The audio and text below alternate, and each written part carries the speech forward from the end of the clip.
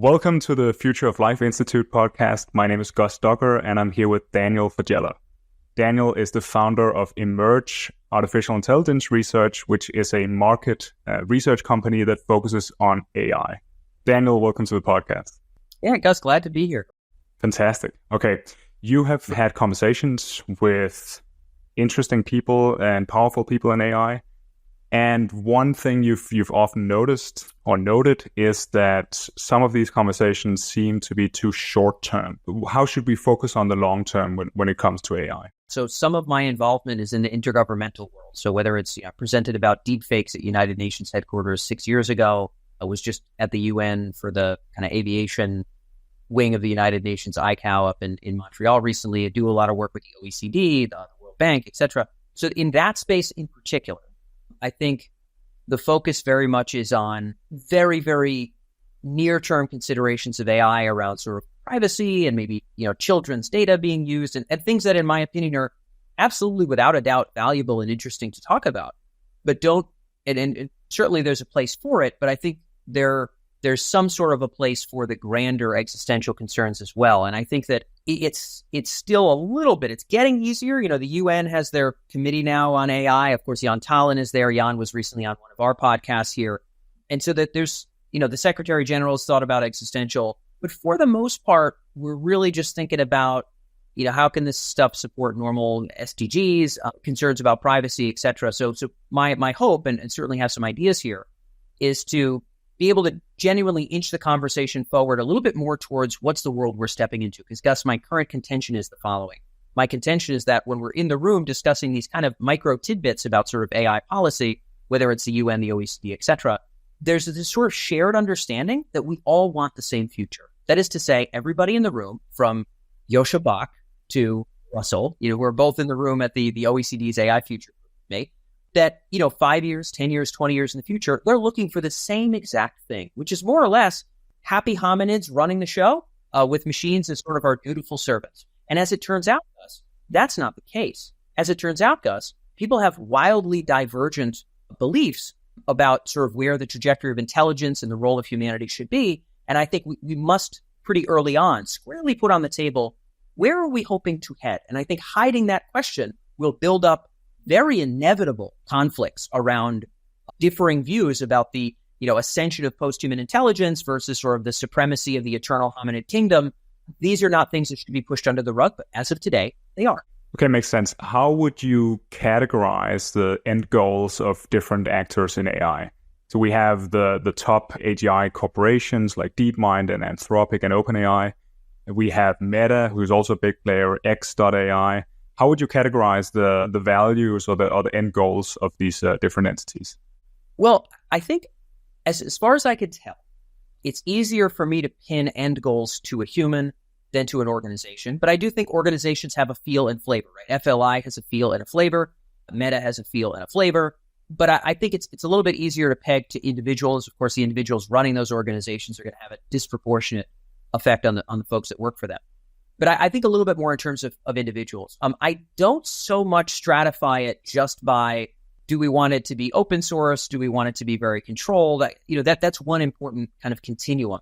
But I've got a way of thinking about this that is not the be-all end goal of these destinations. I kind of think about this in terms of destinations, not like an eternal destination, but a waypoint upon which to go. So if you and I were on a journey, there might be a gas station along the way. There might be a state we want to go through or a place we'd like to arrive at, on our way through our trajectory. We're all on a trajectory, whether we want to be or not. Those sort of trajectory points, I think about in a bit of a framework called the Intelligence Trajectory Political Matrix, which if people just Google Intelligence Trajectory Political Matrix, it'll come up, or danfaggella.com/ITPM, kind of a quadrant. It's kind of a 9x9. So across the top, you can imagine, Gus, we have 4 different sort of criteria. So one of which would be preservation. These would be people who would say, I don't want anything that even starts tippy-toeing beyond humanity as it stands. End of story. That's that group. There's another group that would be progression. So these people would say, well, it's got to have a human essence and it's really got to serve humanity. And that should probably be where it sort of ends. But maybe there is going to be transhumanism, but it's going to be very much human. And maybe there will be strong AI, but it'll serve, explicitly hominid objectives. And then there's the ascension category. So 1, 2, 3. Ascension would sort of be a dear and ardent hope that intelligence and sort of potentia itself would blast as far beyond hominids as we did beyond sea snails, and just kind of continue the grand ascension of the spires of form. So there's your 1, 2, 3 across the top. On the side, at the very top on the side, we might imagine control, in the middle, cooperative, at the bottom, total laissez-faire or freedom. And that would be the way that we would govern those things. And so what we notice, and again, I can't speak for a whole organization, but if you are in the AGI race, in other words, you're aiming to build the sand god, if you will. Let me be playful with the terminology here, Gus.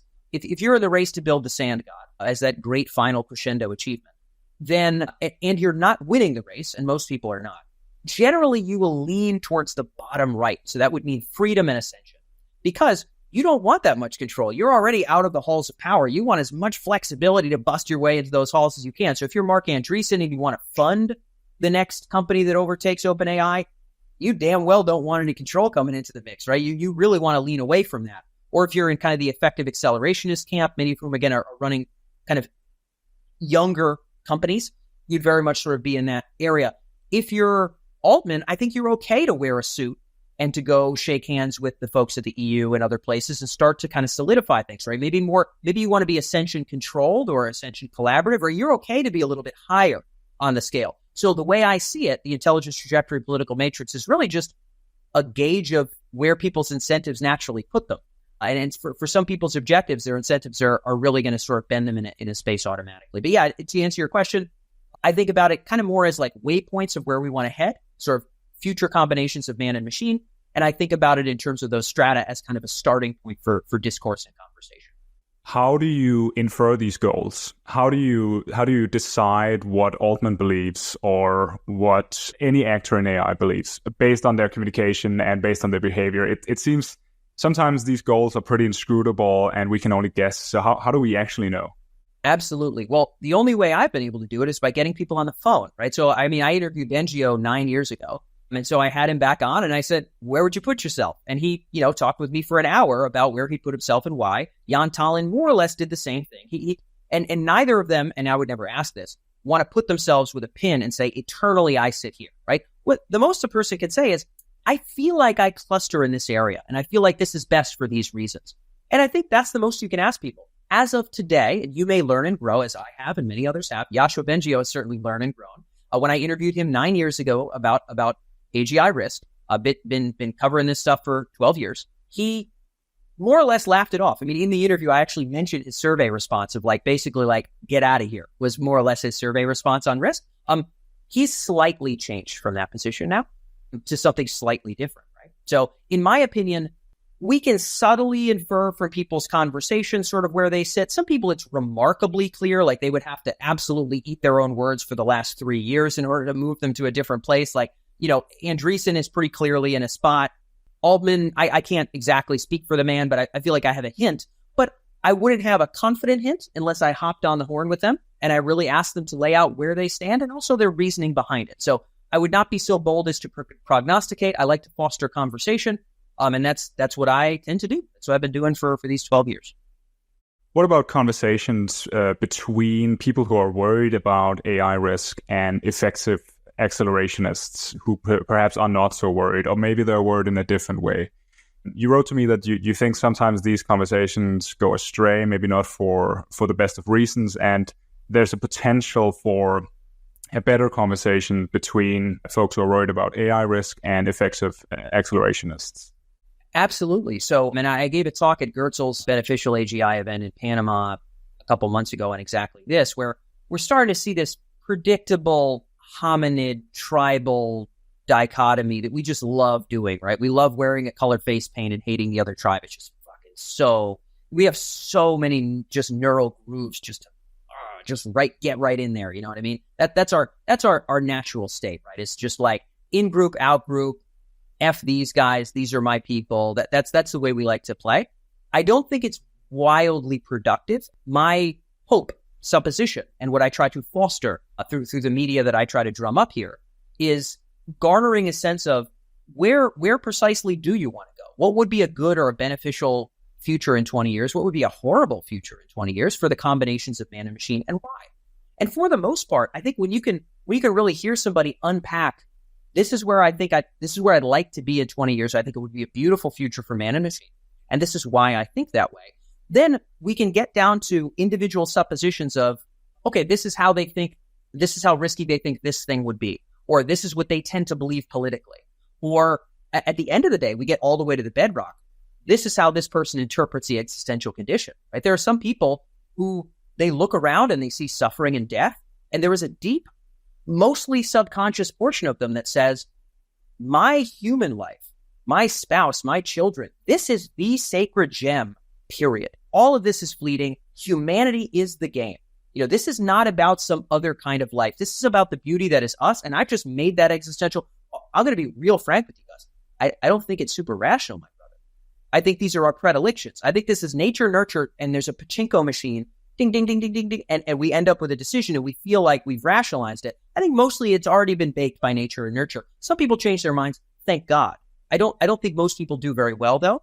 And so we end up with these sort of pachinko machine decisions around anchored in our existential condition. Others look at the same fleeting state of things and they say, everything is in flux. All of this is going to pass away. We've bubbled up from other forms. We're a point on a line of, or a cloud of additional bubbling to other forms. By golly, it sure would be horrible if this just ended with us. And there's a heartfelt, genuine, poetic, deep, emotional sense of that being their grounding for the existential condition. So my supposition is that if you just tweet at each other, mostly there's going to be accusations of the enemy being both stupid and evil. So two things, stupid and evil. Those are mostly the accusations.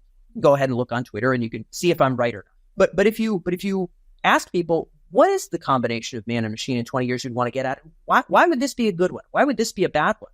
And sort of, why is that a place you'd like to get to? And this is not a place you'd like to get to. Probably we're going to get to foundations where we don't have any certain agreement, but at least we don't have enemizing, where they color their face blue and they're bad. Because I actually don't think that that's a super good dynamic when conflict involves AGI. You're worried about AI risk, but you also think that we have a moral duty, an eventual moral duty, to create post-human intelligence. So you're kind of in a middle position between people who are worried about AI risk and effective accelerationists. How do you manage that? What is the argument that we have this moral duty? Sure. And again, I don't impose this on other people, right? It's not like this is my belief and you're stupid and evil if you don't have it, Gus. Imagine if I said that, though. And so I'm a hominid, right? I was born, I have a certain nature and nurture. Things seem to me as probably the case and probably true. I've made sense of the world in my way, and I'll lay that out for you. I will not call it gospel. I will not call you stupid or evil if you don't agree. But yeah, so my general supposition is that, and this is going to get a little bit heady, Gus, but you've had much headier people than I on the show. So thank goodness you can handle it. I'm not that intimidating from a heady standpoint, but there's a concept, and we don't have to use Spinoza, but it's great. And I love to give the man credit. There's a concept of potentia. So Spinoza talks about this idea of the conatus. So things that are living, kind of organisms or organizations will have a conatus. A conatus is a core impetus to persist. That is to say, Gus, to not die. And that in the pursuit of non-death, an entity will wield everything in its power to not die. And everything in its power is potentia. So when life bubbled up, there was a time, Gus, where life couldn't see. There was no sight. Literally, there were no senses. There were just chemical processes wiggling around. No senses to the outside world at all. They were just bumping into things. Maybe, I have no idea. I'm not an expert on eukaryotes, unfortunately. That was the case. And then sight emerged randomly. Then new kinds of locomotion emerged. And then eventually swimming and flying, Gus, for crying out loud. And then consciousness at some point, very fuzzy concept for us humans, but it seems pretty likely. I have an internal movie. I'm currently assuming, Gus, that you're real and you have one too. I might be wrong about that, by the way. I'm certainly not sure about that, but I'm under the supposition right now that you do. And all of these things emerge from nothing. So potentia is a hard exoskeleton. That's potentia. Flying is potentia. The ability to express with words, as you and I are doing, or use tools like we're doing with these fancy computers. This is potentia. Potentia bubbles up from nothing. All of the things that are our potentia right now, Gus, never existed. And here's another supposition for you. Most potentia has yet to bubble up. You following me? So there was a time where there was only sight, and someone could have pumped the brakes and say, we've discovered it. We can now determine when there's like light or dark. Like we've explored the state space of potentia. It's all here. Someone could have said that, Gus, and they would have been wrong. And my supposition is that potentia expandeth and expandeth. And the idea as well, Gus, is if we look at everything that you value, and I'd love a counter argument. Again, I'm not preaching to you like you need to convert. I'm just saying, this is my reasoning. I'm just a guy with some existential takes. My supposition is that everything that you consider to be good, maybe, Gus, you really like creative endeavor. Maybe you do oil painting or writing, or, maybe interviewing in some way is a creative endeavor for you. I happen to think some of what you do is kind of creative here. And maybe that's a value for you. Maybe romantic love is a value for you. Maybe giving back to a community in some abstract way that's beyond yourself is a value for you. All of these things are only possible because your potential bubbled up to such a level that you could have goals like that. If you were born a sea snail, Gus, you wouldn't have those goals. And so my first argument here is that the good itself is to be explored as potentia itself bubbles up. If all the things we consider worthy, lofty, and high are because our potentia has expanded to the extent to which it is now, then by golly, it ought to continue. Second argument, Gus, I got to lay it out for you. The second argument is about the torch of life itself. What we should suspect, Gus, is that potentia has expanded in order to not perish, and that it is possible that in the galaxy, someone is playing with the black pieces. That is to say, there is another species bubbling about who we will one day encounter in some way, shape, or form, possibly in a way we can't imagine. And there are natural events that could occur, from solar flares to the eventual expansion of our sun in however many billions of years. There's asteroids. Many things could end us, super volcanoes or something. Who knows how likely that is? I'm not giving a likelihood. I'm just saying there's things natural that are foreseen and unforeseen, and there's things potentially volitional, foreseen and unforeseen, that at some point have a pretty good likelihood of coming in contact with us. If a small enough asteroid was to approach Earth now, we could actually shoot it down. Holy crap, Gus, we've got some potential. That's pretty good, Gus. I'm not going to lie. We've cured a lot of diseases. That's a lot of potential. Beautiful. We might have humans living on Mars in 20 years. Gus, that's a lot of potential. That's beautiful. But that's not the height of keeping the torch alive. We can keep the torch alive a little bit better as a human, but there may be entities that can enter other dimensions or can, stay not only conscious and intelligent, but conscious and intelligent infinitely, blissfully beyond the status of man, and live in all kinds of environments and ecosystems and keep this earth torch lit. So if we stayed in an eternal hominid kingdom, not only would the good itself not be explored, but by golly, someone plays with the black pieces, even if it's nature. And if we die because we stay weak and we don't expand our potentia, I would consider that a poor outcome, let's say 1,000, 2,000, 2 million years from now. So those are my two arguments. Would love to hear your thoughts. Okay, got it. So summarizing, we need to eventually create post-human intelligence, because if we don't, then we don't have the same potential to survive and flourish, and we don't have the same capabilities or potential for developing a bunch of capabilities that we would have had, or that our ancestors, our post-human ancestors would have had. And so it would be tragically limiting of our potential if we forever stayed human. Even though, say, I just want to make sure this doesn't imply that we should immediately race to build superintelligence. Not at all. And you could read 100 of my articles over the last decade. I'd not argue for that. Okay, got it. Does it make sense to you to be a humanist, where a humanist is a term that I just coined, let's say, or I just recoined to mean that it's a person who cares about the interests of humanity above the interests of AIs?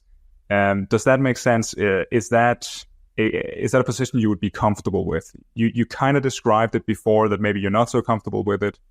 Yeah. So it does not revolt me by any means. I am a human. The people who I love are also humans. I love some other mammals like cats and stuff like that. But for the most part, my most robust connections are with fellow hominids who are as yet unaugmented beyond the augmentations you and I are using outside of our skulls. One thing to add to your argument of sort of this potentia carrying the torch, the other is potentia to explore the good. And so I think there's a potential coldness that could be interpreted from the way you described it, of like, oh, well, he just wants us to be strong. Some kind of terrible guy who just thinks only the strong are good. There's a way you could interpret that. What I would say is, Gus, what do you value? Is it romantic love? Is it giving back to your community? Is it creativity? Is it exploring, food, right? Maybe you love cooking and then there's a rich sensory experience. What I would say is, do you think that the entire state space of those good, worthy, and beautiful things has bloomed and opened up in its full luster? Yes or no? And my suspicion is it would be very hard to have a straight face and to say, I believe we have reached the end of good, Daniel, and that all of the highest goods have already been attained. I suspect that it would be a hard argument to make honestly. Now, some people would counter that. And again, I'm not here to tell anybody what to believe. I'm just a guy with a couple arguments. But I would say there's the survival part. There is also the exploration of the good itself. For the sake of keeping the torch lit and exploring the good itself, I think there is a pretty strong moral mandate to eventually make our way to a strong and sturdy continued blooming of Potentia itself. To your point about humanism, I totally understand the position. I think it's actually remarkably natural. And I would expect, Gus, the bulk of humanity to be humanists as you describe it. I don't suspect that will bubble up from their virtue, Gus, just as I don't suspect necessarily my beliefs bubble up from my inherent delightful virtue. I think most people will be humanists because, Gus, it's really, to selfishly just value, to be a speciesist. Let's call it that. We'll say humanist, but another take here would be speciesist. To be a speciesist is pretty natural. I like things that are like me.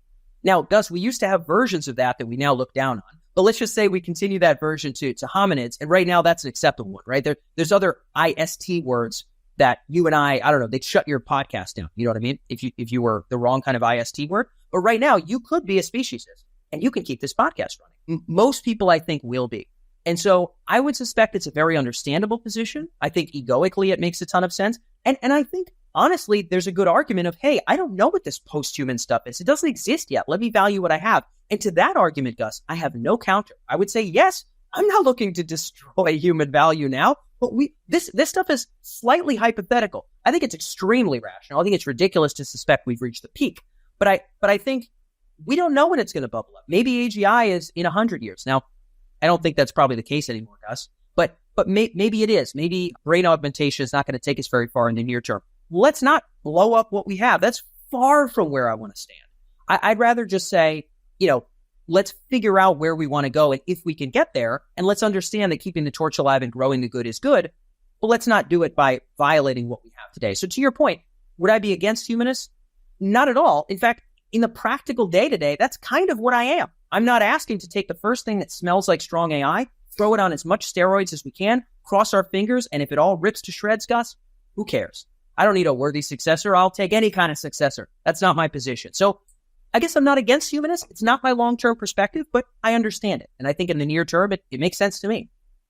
So we could call this humanist or speciesist perspective biased, and we could talk about how we evolved in a way that makes us more likely to accept such a position and so on, and that there isn't actually any deep philosophical grounding for it.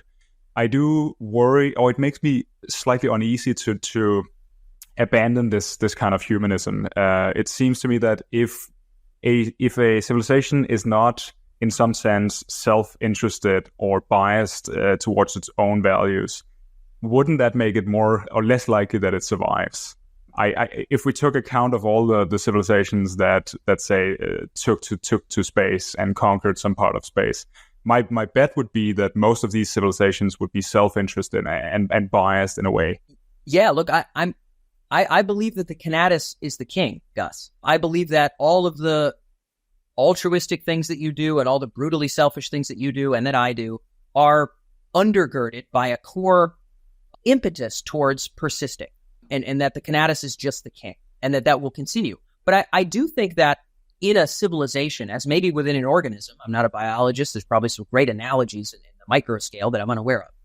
Balance feels pretty logical. So I think that if everybody in a civilization was like, I'm going to be an entrepreneur, and it's going to be like the newest, craziest thing, no one's even thought of it yet. If it was every person to a man who only pursued that task, you would probably not have a civilization. Similarly, and we have had civilizations that have been in ruts, right? Japan until, Perry showed up, China until, Ming Yuan, and different civilizations have had their stagnant periods. But it is also possible to say, this is the way we eat, this is the way we drink, this is the way we dress, and nothing ought to ever change. Both of those are probably a rough game if you're looking to continue to persist and make some progress in sort of meaningful and important ways. So I would say the humanist impulse, I think, is a rational one. Bengio kind of put it pretty well, actually, at the end of my interview with Bengio. The channel is called The Trajectory. It's findable on YouTube. But Bengio's kind of ending clip was, I thought, interesting. For the people who are really looking to go pedal to the metal, we don't know the consequences, but we just think it'll be great. Let's just get AGI, throw it in the door from whatever side, whether it's on the military side, the private side, robot, who cares? Get the AGI. For him, it's, hey, I think we should have a little bit of empathy for entities now living and kind of take that into consideration as we start to tinker with what's next. And then to the people that said, only humans forever, even for 1 billion years, he had said, hey, it might make sense to have empathy even outside of sort of our own form. So I'm not saying Bengio agrees with my position directly. He all of this pretentious stuff is not coming out of his mouth. This is mine. But the way he ended that interview, I thought was a pretty good take on the kind of balance we probably need as a society. And I hope the dialogue between those two parties could persist, Gus. That is kind of my reason for being, is to foster a frank dialogue around where do we want to go and why, and let's not make the other camp evil, and let's see if we can do a thing called progress that's not going to result in Armageddon. Yeah, earlier in the interview, we talked about the distinction between near-term and long-term issues and how we could potentially focus more on the long-term, even though both are important. I do wonder, however, whether that distinction even makes sense. So it doesn't make sense to talk about the long-term if your timelines to AGI are sufficiently short. So maybe you believe that we will get AGI within 10 years or 15 years. Suddenly, long-term issues are coming in the pretty near term. You're bringing up an excellent point. So when I first started doing polls on this stuff, again, first ones were like a decade ago. But if I look at like the second round, which was eight or 7 years ago or something like that, Bach and Polsky, a bunch of people you guys have had on the podcast, Hansen, and a whole bunch of specific AI and AGI sort of researcher-related folks. The consensus we got from 35 odd, people that have given some thought to this, some of them hardcore AI academics, some of them not, was kind of in a similar ballpark to where Bostrom landed, where like the 2060 to 2100 sort of space was like where people were suspecting we'd get to that, like, generally more capable than humans at pretty much all the things level. And so when I was at the, UN talking about deepfakes, etc., it was definitely something I still wanted to discuss, but it did feel more long-term. I would concur with you now. I think these things are more short-term. And my hope is that the people who are chairing these groups within the OECD, within the United Nations, etc., will be able to look staunchly at how near-term this stuff is.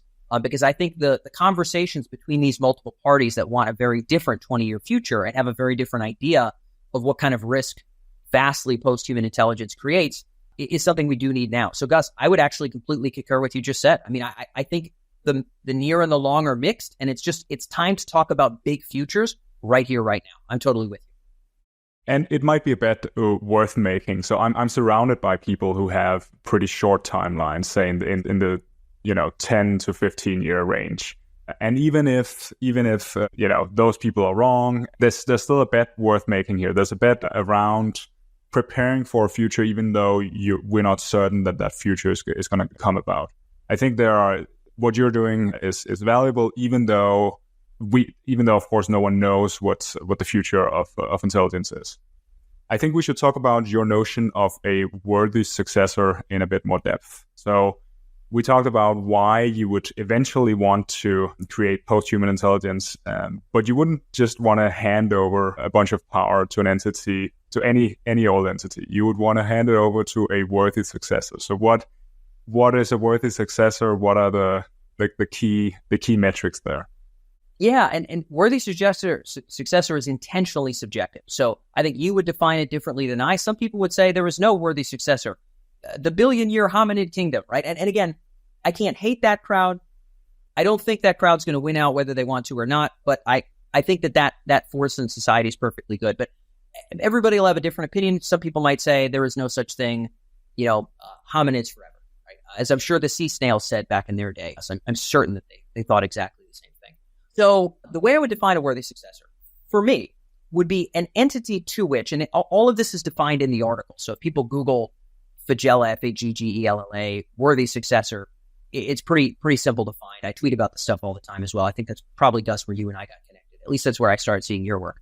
Was on Twitter first. Worthy successor is an article with more depth. But the basic idea is this. A worthy successor is an intelligence, an entity in intelligence, to whom you would feel comfortable giving the keys to kind of determining the future, maybe instead of man, where you would feel like, you know what, take the keys, pal.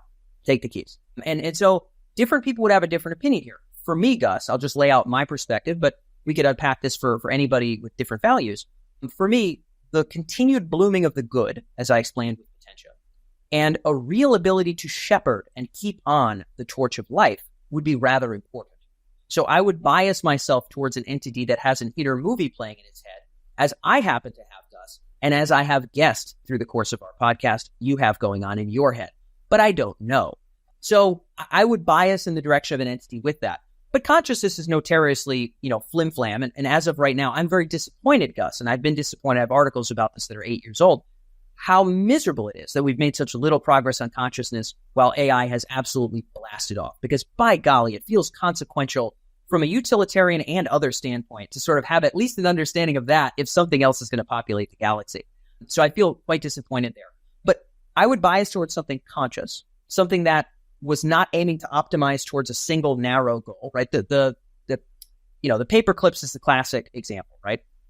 But we could think about something else, something, an AI that just converts things into solar panels and compute. Now, by the way, to an intelligence vastly beyond us, I don't think we have any good analogies, right? Monkeys would be like, oh, humans, they'll have even bigger bananas, right? They don't even know what to think of. So when I say solar panels, that's a silly hominid idea. They would be building something, I would presume, vastly more complex, likely beyond my imagination. But maybe it just optimized for like capturing energy in some sort of weird way and like doing that over and over, but in a way that doesn't really bloom Potentia outwards in any additional and more meaningful and useful way. So that would seem to me to be an unworthy successor. If it was also unconscious, that is to say it was consuming stars and doing brilliant, cool things, traveling faster than light, or whatever the heck it can do. I have no idea. Maybe that'll never happen. Maybe it will.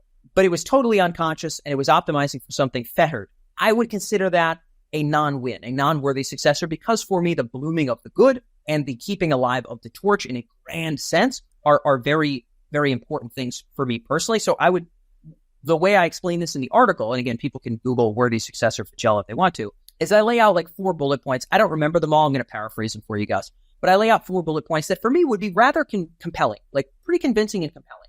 Like if there was an AI who could communicate with me in a very fluent kind of human way, but in a way that was like very, very clear it knew more than I. Like I would ask it questions and it could easily just explain vast kind of concepts that humans by themselves could never discover, but in a way that is intelligible to humans. If it could articulate to me sort of its goals and objectives and sort of have this dialogue, that would be kind of heartening. If it could articulate its own rich sentient experience and maybe with invasive or non-invasive kind of devices, be able to kind of tap into my brain and give me slices of the flavors of qualia that it experiences that I cannot. So Daniel, you might want to try this flavor. This is some of what we've explored. And it could just rip me into something as wildly divergent from my experience as my experience is from that of, a gerbil, right? Completely different idea space and sentient space and things beyond kind of the current understanding of the mind, vastly even beyond what psychedelics do for some of us today. And so if it could say, hey, we experience all these things, here's some slices that are sort of interesting. This will give you an understanding of the panoply. And it could give me serving sizes and show me that space. I think that would be rather compelling. Also, if it could just manifest things out of thin air. So it'd say, oh, I'd like a spaceship, or I'd like a, tuna tartare with some, I don't know, with a glass of wine on the side, whatever the case may be. And it, with nanotech or technology beyond our conception, could just manifest things.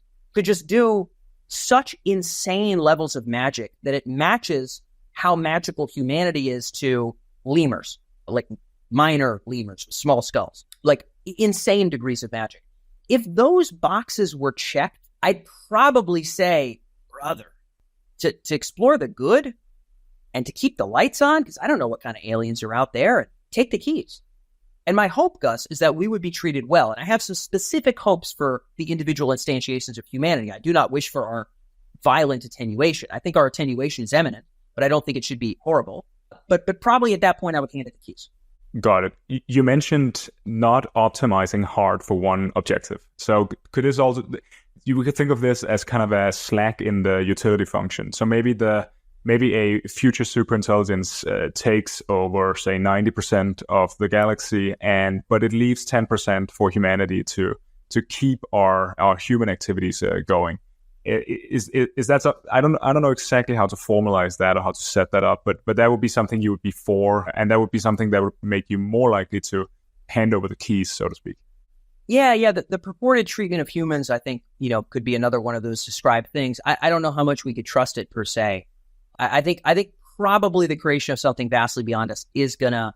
I'm not a big optimist on us having a great place after that, but in terms of wiggle room for the utility function, I'm going to go ahead and say I literally think that the kinetis and the potentia are better phraseology than the utility function. I'm not going to impose it on you, but I'm just going to say I think there already is a utility function, Gus. I think it's in slime molds. I think it's in JP Morgan as an organization. I think it's in eukaryotes, and I think it is to persist, and it does that by wielding what it can to persist, which is potentia, and sometimes that potentia expands and new things bubble up. I think that we're saying like utility, it's like, this is a thing already. Like Spinoza's got, I think, terminology that aptly applies to drastically post-human as drastically pre-human intelligences. And so I wouldn't even say utility function. I would say it'll have a kinetis and its potential will continue to bubble.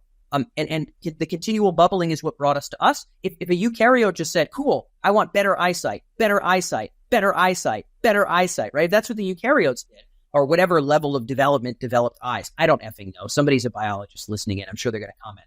That would have been a rough local maxima, if you will. And so I think the continual expansion of potentia is a thing. Does that mean we'll get a portion of the universe to do our shebang? I don't know. Gus, I'm going to pass this back to you, but I want to frame it this way. Why would an entity do that? And I guess maybe it's because we've come up with an agreement with it. But of course, it could do whatever it wants. It doesn't have to put up with hominid agreements. Let's just say, Gus, that you said, well, Dan, it's because it respects us and wants us to be happy.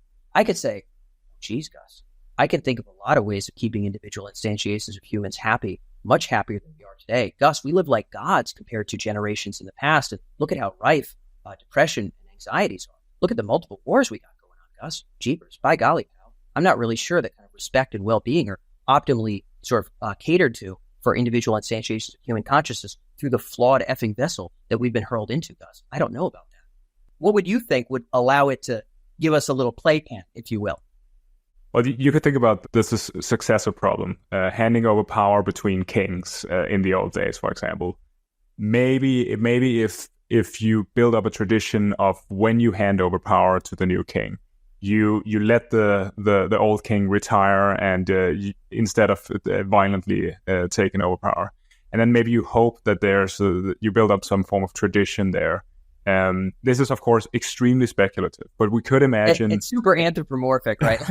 it is, but just to start somewhere, right? We could imagine a future extremely intelligent machine intelligence speculating about the existence of aliens or the existence of further developments in machine intelligence that would make it irrelevant. And so perhaps there's some form of kind of rational choice there where you initiate a tradition of preserving your ancestors and not interfering with their giving them something and not just ruling over them completely, in the hopes that say when this future machine intelligence meets the more advanced alien civilization, that it will also be given some form of a zoo or some form of place of peace.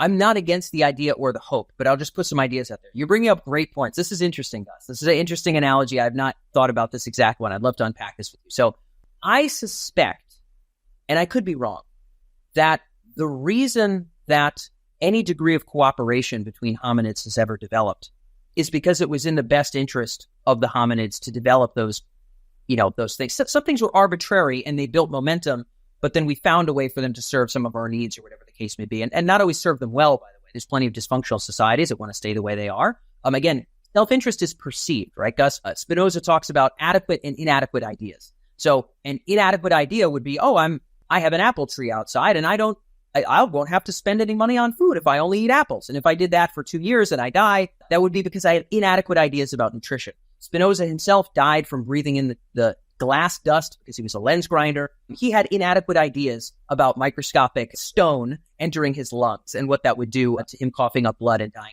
a painful and tragic end. He had inadequate ideas. So I'm not saying that our moral ideas are like they're perceived. They're not because they're actually our self-interest. It's perceived self-interest. A cat that needs a medicine will still try to bite you, Gus, if you try to drop the pill down there, if you've ever had that experience. So I suspect that if there have been those cordial handing off of the scepter routines, it's because the person who took the power and also sort of was in that milieu, in that society, believed that probably in general it would behoove me actually to sort of keep this thing going, because I don't know what the next 20 years are going to hold, and I don't want to be torn in 4 parts by carriages, right?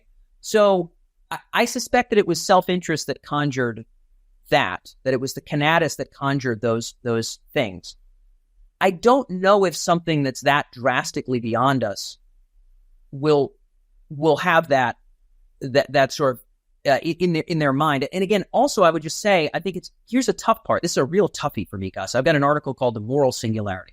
I mean, there's an infographic in there, which I wish we could have up on screen or something. But the idea is, if we are to suspect that hominids that our survival and maybe even well-being will be valued and maybe even encouraged by drastically post-human intelligences, we have to hope that, number one, if there's many such intelligences, they all at least somewhat buy into that. That's number one. Cross your fingers on that one, Gus. Number two, as they foom, so to speak, even if it's a slower foom, as far as I can tell, the developments in AI over the next 10 years are close enough to a damn foom for me, Gus. I mean, some people pretend to be unimpressed. I'm pretty damn impressed. And I think if that continues, we're going to see some very quick developments.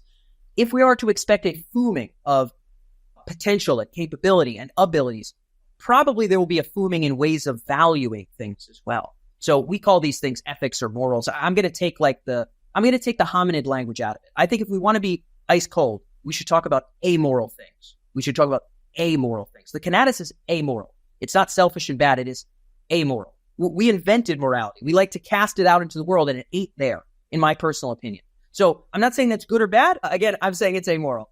So as it blooms, it would have to, all of its iterations of how it values things, the new iteration would all have to have one value that doesn't change. So we can imagine everything in flux. Think about how the brain has molded and reshaped all the way from the first fish that crawled out of the water to you and I.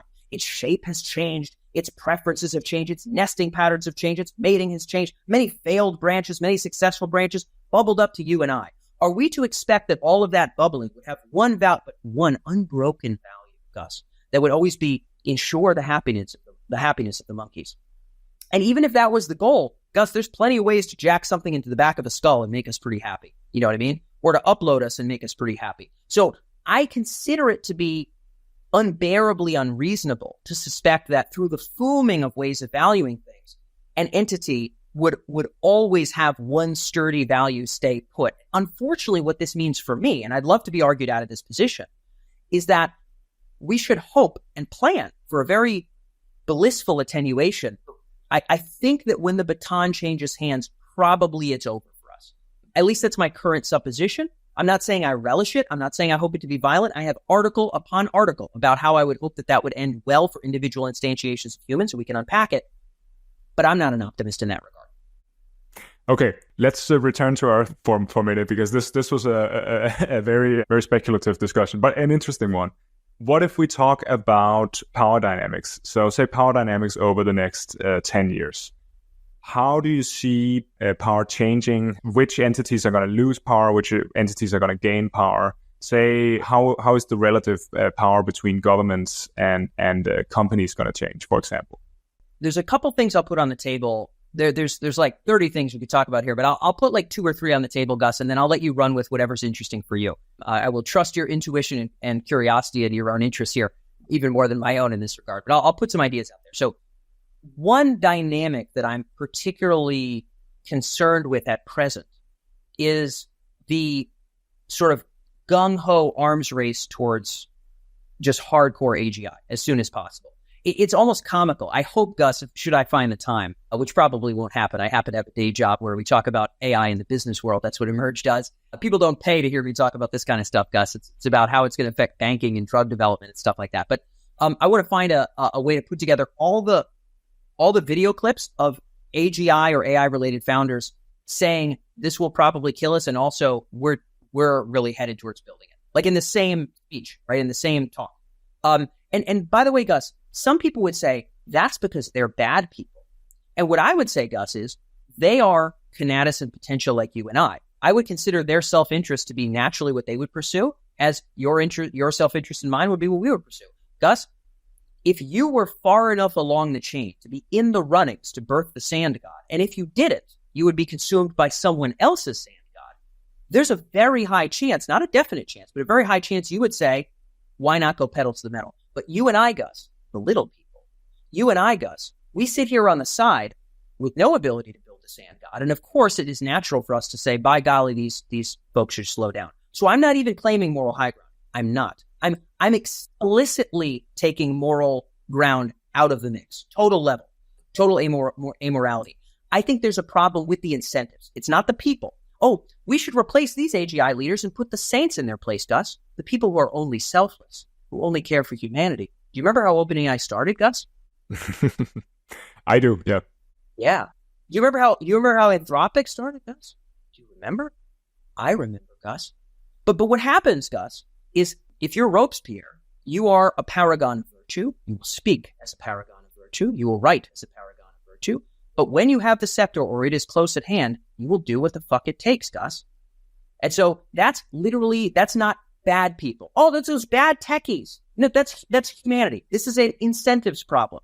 Law in the United States is not based on everybody being evil. It's just, we got some tough, incentives here, and we need to balance this stuff out and make law. I believe in the international discourse, there's going to have to be some degree of governance around destinations or directions that we're permitted to or not permitted to go in, because I suspect that the pedal to the metal arms race is just where the incentives take us if we don't have that. So if I don't build a sand god, someone else will, and it will.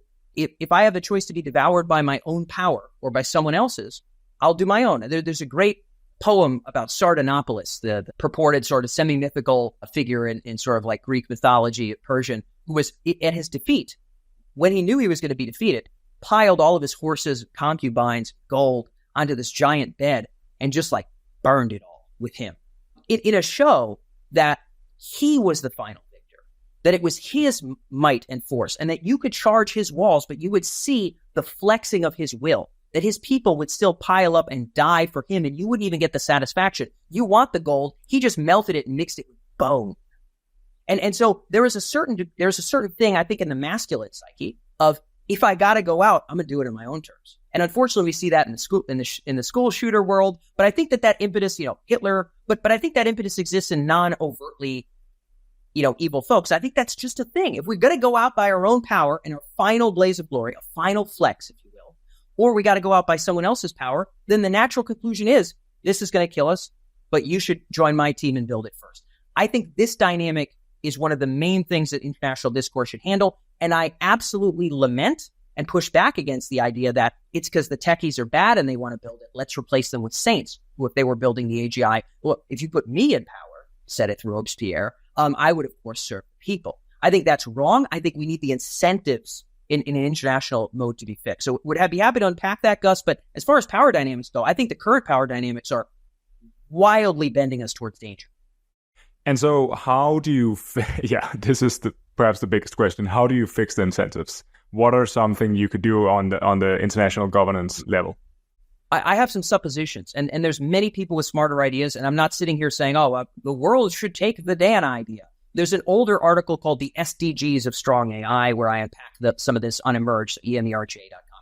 Another article on Emerge about uniting or fighting. But I think the basic idea, as far as I could tell, and by the way, I'm not optimistic, A, about this happening necessarily. I'm also not optimistic necessarily, B, about it working.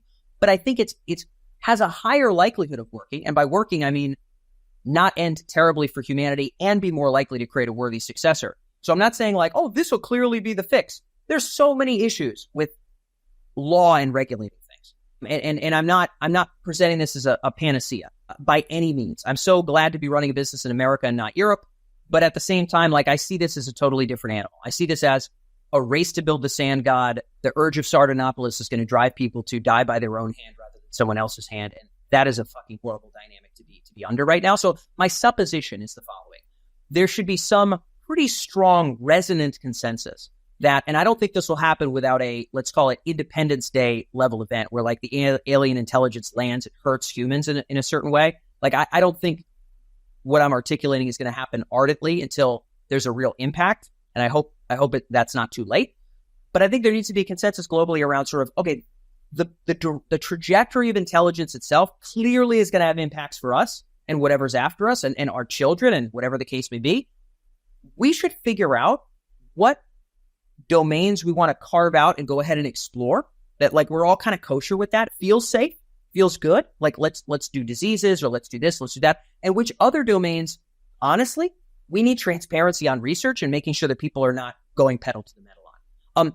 That is not easy remotely. I'm not claiming any of this is a panacea. I would just say, if my alternative was everybody pedal to the metal, whoever gets there first, their sand god devours everyone, I think that's a much worse scenario. So I think a consensus around preferable and non-preferable futures on some level, and some degree of global governance and transparency around sort of the steering and direction of the trajectory of intelligence itself. That's far too much power for one person. It's scary to think about that being centralized. I just look out, Gus, and I say, the incentive, not for evil people, but for just self-interested people like you and I, my opinion, like you and I, is to build the sand god before someone else, even if I know damn well it'll kill me. You can go back and listen to all the Altman quotes before OpenAI was founded about, the situation for humanity. And, Ilya was pretty frank about this stuff, right? But like, hey, we got to build it anyway. We got to be the first ones to get there anyway, because if I got to die by someone's hand, whatever. So international coordination around preferable and non-preferable futures, and some degree of steering and transparency around what that stuff is, to tweak our way towards what post-humanity is without a violent arms race. Not saying I like it, but it's better than the alternatives. Yeah, what's the model for that international governance or international institution? Is it the UN and Sustainable Development Goals, so that we coalesce around certain goals where we say, okay, we want to perhaps maximally explore what AI can do in medicine, what AI can do for poverty reduction, and so on. But there are certain areas where we've collectively decided that we won't go. Of course, there's 1,000 problems with this approach. But is this the basic framework for how you would set up an international governance? I suspect. I hope that the governance itself would be structured and articulated by folks smarter than me. I happen to have read a decent amount about the original founding of the UN, which I think was a pretty pivotal and interesting moment in kind of hominid ability to collaborate, which I think is very heartening, by the way, Gus. When I look forward, it's nice that we were able to do that. League of Nations didn't work out, but when I lived in San Francisco, I deliberately lived within about 2 punts of the football to the building where all those initial negotiations happened and the UN was drawn up. I could see quite easily the UN being the logical locus for this conversation. I could see many arguments against that. My current intuition says, probably given timelines, it makes sense. But I think there's probably really strong arguments that it should be another body, and I'm open to that as well. I'm not closed-minded around it. And as I mentioned 100 times here, I'm not even optimistic this is necessarily possible or necessarily grand and fantastic, but it does feel vastly better than who can put steroids under the first thing that smells like strong AI, as much steroids as possible, and just birth the sand god as fast as possible. So I only think it's a better alternative to that. I don't think it's easy. I don't even think it's likely. But I do think the UN is probably our correlate, and I would hope that smarter policy thinkers than me, who have a lot of precedence around nuclear and other kinds of, chemical weapon stuff and other kinds of soft governance and hard governance, would find a panoply that would be hopefully suited for this grand task. But it is the grand task, Gus, or the determination of the trajectory of intelligence is the big game. I suspect this will at some point be understood to be much more important than the SDGs. Not that the SDGs don't matter, but at the end of the day, I think at some point people are going to understand this is actually a bigger deal. Say that we stay on our current trajectory and we don't change anything radically, so we have some regulation but not much, and we are basically in a race towards developing the most advanced AI models possible. Who becomes more powerful in that situation? Do you think it's the companies aiming for the most intelligence possible?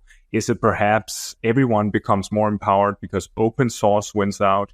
Yeah. What do you think? Is it? Do you think that eventually, say, the U.S. government or another government will wake up to the power of this technology and build, train their own model in a gigantic training run? Yeah. How does the power shift over the coming decades? Great question. There's going to be all kinds of breakthroughs and social dynamics that I couldn't possibly foresee. If I can claim expertise in anything, it's sort of the current boots on the ground impact of AI in major industries and big corporations. So these are just, prognostications here. But here's what I would suspect, given our current trajectory. If there's any nation that's going to wake up and kind of wield all of their might as kind of one united effort towards building AGI, it's China. They have much longer abilities to do planning than we do because they have a, emperor for life kind of thing. The country's named after the first emperor after all, and they still have a good deal of that. And the private companies there are, to some degree, wielded as an arm of the CCP, in my personal opinion. I think there's rife evidence to believe that. And so I think if there's any nation that says, we want to do this, they've digitized the heck out of everything, social credit scores and beyond. They've got their hands, I would assume, vastly deeper than the CIA has their hands in U.S. tech companies. This is a supposition. I don't know for sure, by the way. Could be wrong there. And their leadership seems to be a bit more overt about the AGI race being kind of the big game, as opposed to the States. So if there's a nation that wields itself in that direction, I suspect it would be China. It does feel as though they've fallen behind in the LLM race from what I can gather. My current thought is that maybe it's 2 releases after. So ChatGPT was a big deal. It was a big deal to the point where, people in the neighborhood might say, man, Dan, you do that AI stuff, dude. You've seen this chat. Like people that didn't care about AI were like, oh, right. They talk about it. But I go back home to my 4,000 person town, my parents and twin brother, that still live in that town, not even on the Richter scale, not even a little bit, not even a small amount. A couple releases forward where we get to such a spooky degree of capability that anybody with brain cells can look at it and be like, oh, we have species dominance issues here. Anybody with brain cells. When we get, a couple jumps forward, maybe it's going to require biped robots. I don't even think it will, but it'll require some flex of capability that's like, what? That I think when that smacks in, okay, when I like the political singularity occurs. The political singularity is when most people in most countries realize actually the only questions that matter are sort of who builds a sand god and what they do with it, right? When that occurs, right? When the populace, when the 4,000 person towns are all like, I don't even care about who's doing the sewage system in Wakefield, Rhode Island. I care about like this thing that could kill us all or build utopia, right? When that becomes the only political issue, I suspect there will be a commandeering of the great labs.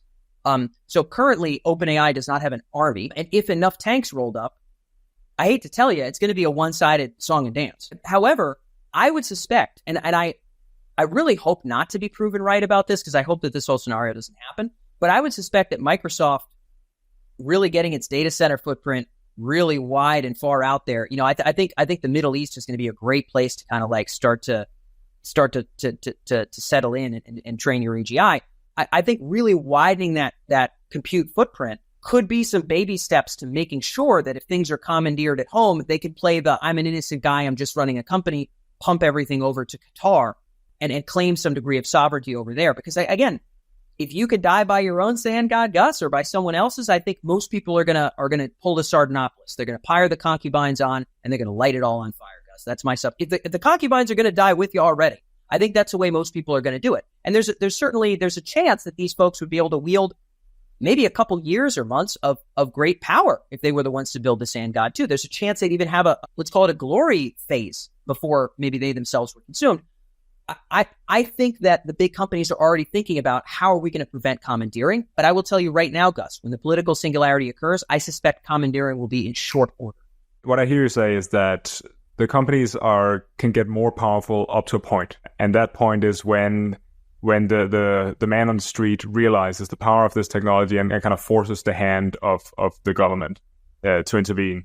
Or maybe a bit before that. I think, yeah, maybe a little bit before that. Like, the DoD is so asleep at the wheel in many regards, but I think that when enough of that leadership is like if they understood the way that Silicon Valley leadership understands what AGI is, I think the proxies for commandeering would already be clear. We'd see the chess pieces moving already in a much more overt way than we are now, if they could understand what was going on. But they don't yet. What about open source? So open source is right now only a little bit behind state of the art, if I understand things correctly.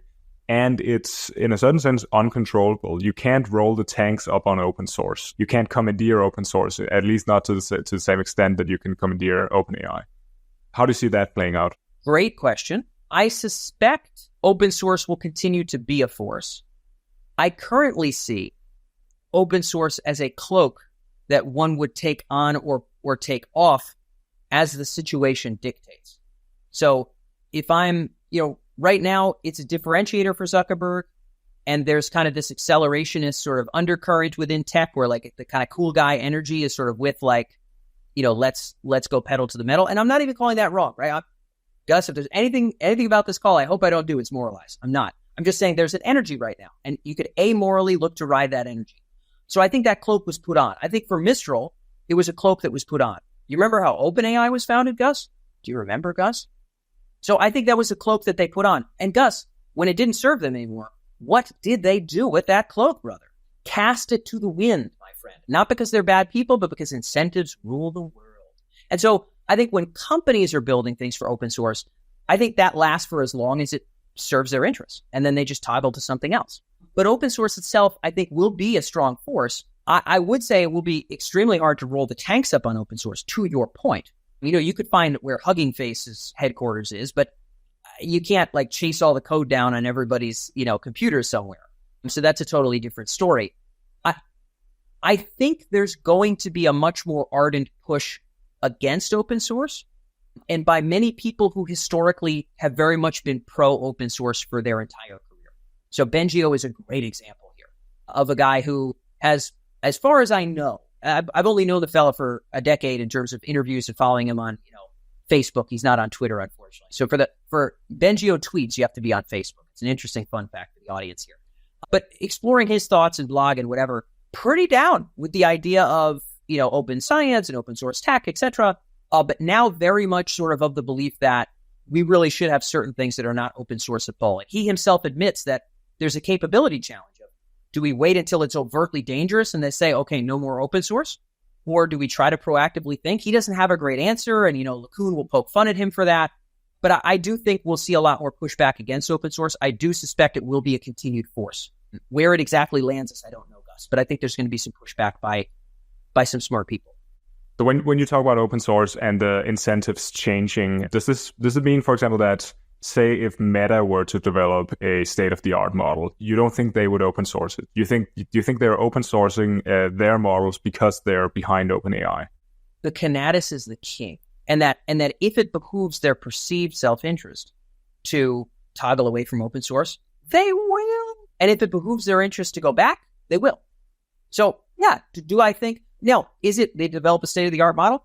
If it behooves their interest, Gus, to develop a state-of-the-art model and keep it open source, extra cool guy points, and maybe they keep some secret sauce in the back room, but they get the extra cool guy points, they get more people developing on their tech, and that somehow helps stock price, adoption, whatever the case may be, they'll play it. And again, Gus, I'm not calling that wrong. I'm saying they will do what anybody with brain cells running a corporation and trying not to die, either economically or physically, would do. They're not bad, but they're going to take it on and off as as their self-interest dictates, as anyone else, I believe, in their shoes would do. Why do you think Meta trains these models and then open source them afterwards? What's the business case or the economic incentive for doing that? I think there's a certain revivified perception of Zuckerberg. If you'll recall, Gus, when he was first getting grilled, in the Trump election stuff, there was a certain, there were a lot of memes about Zuckerberg that I never really thought were fair, by the way. I'm not sitting here to say Zuckerberg is the greatest and I like everything he does, or Zuckerberg is terrible and I don't like Zuckerberg. I'm in neither of those camps. I'm just saying I thought a lot of it was undeserved. People were disappointed about Trump and they wanted a scapegoat, and they called Zuckerberg a lizard or a robot or whatever they called him. And he had this sort of perception of, being wildly autistic and out of touch and, feeble and whatever. And he's sort of changed his patterns of speech. He's changed his dress. He's gotten into jiu-jitsu, which I've got done a little bit of that stuff myself. Got a black belt over a decade ago. Never rolled a Zuck though. And so there's this sort of perception shift. And I think there's also a perception shift around Meta. This is a whole new company becoming a whole new thing. The metaverse didn't take off on the first go, but I do think it's a very viable future for hominids. I think we're going to be living in primarily digital futures. If we get to persist, if the AGI war itself or AGI itself doesn't take us out, I think we're going to be living in increasingly virtual worlds. I don't think there's any doubt about that. I think he's ahead of the curve in a major way. He bought Oculus knowing that vision. He's not a stupid man. But I would see this as part of that perception management game, maybe part of the talent acquisition game. Hey, we're open source. We're kind of the good guys, right? Google, what did Google do back in the day? Hey, we don't even work with defense. We're the good guys. Come work here if you have purple hair, or whoever they wanted to attract, right? A lot of people with purple hair that now they're firing. But yeah, I think it behooves talent acquisition. It behooves maybe the data they can train on, right? If they have this cool open source stuff that everybody's kind of using and kind of building new apps on, maybe there's a way to sort of monetize and roll that in. Maybe there's a good credibility and credence within the developer community. A lot of people got used to working with NVIDIA, and that's really behooved NVIDIA because they don't want to change, so they're not switching to other hardware. So I don't know all the plays exactly, but it's clearly not something that they did out of not self-interest. And again, that's not because they're bad; it's because they're logical and they're alive. Okay, say we create a simple model of AI capability increases, or what drives those increases. We have compute, we have algorithmic progress, and we have training data. How would you rank the relative importance of those? What is it that's driving AI progress the most? Is it compute? Is it training data? Is it algorithmic improvements? Does it even make sense to talk about what's driving AI progress the most? Yeah, honestly, well, a few things. I'll be really frank with you. I'm not the best technical guy for like, hey, this technology with CUDA or this approach with Python, or like which of these is superior. My day-to-day work. So the reason that I'll speak for like a super regional bank or at a pharmaceutical conference or an AI conference is not because they're like, hey, you know how to build AI hardware. Tell us how it works. It's more because, hey, you talk to the guys leading AI inside of Sanofi and GlaxoSmithKline, et cetera. Where are they spending money? Where are they seeing an ROI? Where's the current impact on workflows? Where's the future potential business advantage? These are my strengths. So I'm going to put a massive caveat that I feel really comfortable in that world and less comfortable with like, there's somebody that you could interview that would be like, well, if these two things happened in hardware, there would be a phase shift and yeah. And those folks are smarter than I. I would say it seems quite clear that there is a minimum degree of sort of raw compute that you have to work with to be a player in this game. I don't think anybody's going to contend with that. I don't know if the sand god will be birthed by whoever has the most, but I will say it certainly behooves you to have the most if you have the choice. And I believe we're going to see so much compute come online, it's going to melt people's brains. They're going to be blown away by how much compute is going to come online. So that amount of compute is increasing year by year, right? So to be a player in the game, you have to increase your compute budget by orders of magnitude. Absolutely. So that feels secure. As for the developments and breakthroughs, this feels really tough to predict. I don't think there were many people that saw that like a DALL-E would occur before whatever other autonomous driving, for example, right? There were many people that, defeating experts at the game of Go, for example, Gus, these are things that we would have thought, okay, it'll do X, Y, or Z, but surely it won't do that. I think even the smart folks, right? Smart folks being like the Benjios and Lacunes of the world, I don't think can prognosticate well on what the big breakthroughs are going to be. People have their guesses. We're going to see what happens. I feel like we've got a lottery game to play there. Who knows what wild and wacky algorithmic breakthroughs are going to occur, or even hardware breakthroughs are going to occur that are going to supercharge this stuff at levels that we couldn't have predicted and set it in a direction, right? LLMs are good at a subset of things. The LLMs are not like AGI itself, right? So, but the next breakthrough, if they bubble in another direction that's maybe different than LLMs, that might take the whole set of use cases and where the money goes and all of that in a new direction. So I feel like we've got a bit of a crapshoot on the algorithmic breakthrough side. If anybody out listening could prognosticate about that, I'm sure you're betting in the stock market. I'm sure you're going to be fabulously wealthy. I hope you'll take me on your jet, but I actually don't think you can prognosticate any better than a Bengio can or somebody like that. So don't have much guesses there. I would say that's a much less certain domain. Who knows how long it'll be? I don't think it'll be long, but we don't know what direction that'll come in. Compute, you need a certain threshold, bare minimum. Yeah, so compute is more of a game of trend extrapolation, and algorithmic progress is more difficult to predict, or say kind of theoretical advances in AI. Those are much more difficult to predict. It certainly seems that way, Gus. And I would also say, to your point though, you brought up data, which we can't leave out. From the earliest days of AI startups, 7-8 years ago, when I was in the Bay Area interviewing the folks at Floodgate and Excel and the other venture firms. The real dream here was a kind of data dominance flywheel where we would get more data in a specific area. Maybe it's insurance underwriting for auto insurance. Maybe it's aerial views of houses that have water damage on their roof. I don't know, Gus, but we'd have some proprietary bundle of data that would make our product so much exponentially better and cheaper that more people would pay us. We could invest in more of that capability and spin that flywheel. We could become the Amazon, the everything store where everybody spends their online money. We're the Amazon of X, Y, Z, QRS. Everybody wants a monopoly. Peter Thiel made it cool. He makes some pretty good points in that talk. And if you're running a business, I think you probably want to strike at that. So that was the dream off the jump. That is still very much the dream. But we've seen this strange thing where the LLM world is really just drinking in the internet. And, your Mid-Journey and your DALL-E and your whatever, it's not like, oh, well, DALL-E is transcendently better at doing cars. Maybe it is, by the way. There might be some edge cases like that. But it's pretty clear that we're all working with the same slop here, more or less. Like maybe not entirely, but more or less, right? The internet's got a lot of stuff. And was OpenAI trained on? And YouTube's got a lot of stuff too. You remember the face? Remember that meme when they interviewed the CTO of like, was it trained on YouTube? And yes. Yeah, awesome meme. Such an uncomfortable position to be in. Explain that for the audience or for the listeners. I didn't even watch the whole interview. And by the way, I've never talked to Mira. I have nothing against Mira. If I was in her shoes, I probably would have done much worse than she did, by the way. But I think some interviewer, I don't know if it was 60 Minutes, I don't even know, was sort of asking, well, what was it trained on? She was like, well, the open internet and these things. And they were like, was it trained on YouTube? And she was like, and it was like, just kind of looked to the side. It was like, damn, like kind of knowing like, how am I going to get around this one, right? So, but everybody's working with that slop. And again, I'm not demonizing OpenAI. I've made my moralizing position rather clear here. Nothing but respect for Mira, tough position to be in. So everybody's working with that slop. It does feel as though there will be a great advantage to embodied AI. You'll notice all the competition in biped robots now, right? It was Boston Dynamics, right up the street here, and then it was nobody for, Toyota 20 years ago, right? But like, get out of town, buddy. It was Boston Dynamics for the last decade. And maybe a couple like things in Virginia, for like these Atlas contests or whatnot, but get out of here. Last like 12 years looking at this stuff. That's been the only game in town. A lot more people playing that game.